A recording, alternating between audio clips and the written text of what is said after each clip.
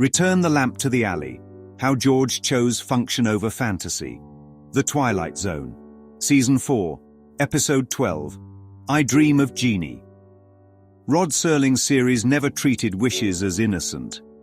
The show's wish episodes expose a single trap, that the ego's desires never lead to peace. This one goes a notch deeper and turns the question from what to wish into which thought system is doing the wishing. George P. Hanley is offered one wish, not three, and he tries on the ego's three classics in daydream form. Special love, wealth, and power each collapse under scrutiny. The twist is that George stops trying to get and chooses to give, which is the quiet pivot that changes everything. The lamp tells the parable before anyone rubs it. The oil is love, already present and inexhaustible. The wick is the Holy Spirit, drawing every grievance up to the light. The fuel is forgiveness, the combustion that burns off illusion and reveals the light that was there. The air supply is relationship and extension, oxygen for the flame. The flame is God, steady and changeless, never produced and only revealed. The lamp is not a machine for getting what is missing.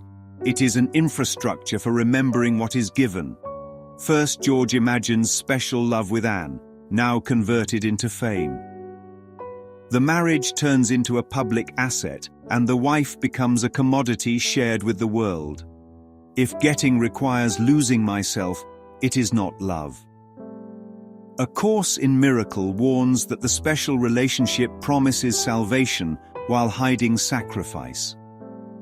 George senses the bill that always comes due when possession masquerades as love. Next comes wealth, and George becomes G. Peter Hanley, a king of acquisition. Instant purchase kills anticipation, and even generosity is called ostentation. The sweetness is gone when hunger is gone. Wealth exposes that what is purchased has no meaning, because meaning cannot be bought. The ego's promise of satisfaction through form becomes a mask for hollowness. Finally, George tries power and seats himself in the Oval Office. At first he is gracious and merciful, but a global UFO crisis forces an impossible choice. If he attacks, he may murder innocents, and if he waits, he may doom his people. Power without peace is just better lit panic. There is no right decision in a world that was made as a defense against peace. Shakespeare provides the hinge, and George hears it. The fault is not in the stars, but in the self that chooses a thought system of lack. George stops shopping for outcomes and chooses function instead. He makes the only wish the ego cannot understand and accepts the function of extension. He becomes the genie, not as a jailer of desire, but as a giver who keeps the lamp in circulation. Return the lamp to the alley is the clause that matters, because lack is exactly where the gift must appear. The alley becomes an altar when the purpose changes from getting to giving. This is the holy relationship in practice, where the place of lack is repurposed for extension. George does not need three wishes, and he does not even need one. What is real cannot be wished for, it can only be recognized. The oil was always love, and the wick was always present to draw it forth. Forgiveness was always the burn that reveals the light. Extension was always the air, and God was always the flame. George's vocation is no longer jerk, it is giver. He is not trapped in fantasy because he is aligned with function.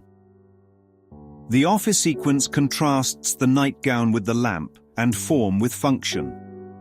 The ego sells intimacy as packaging, while the spirit points to the means of light. The gift that looks worthless is the one that actually illumines the room.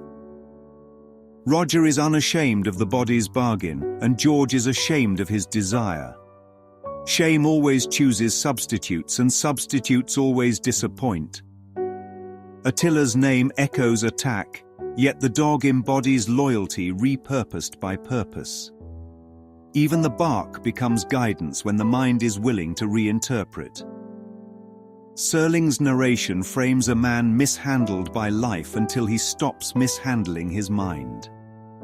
It resonates with a nice place to visit and the man in the bottle yet turns the key. Instead of being ruined by the granted wish, George refuses the bait and chooses function.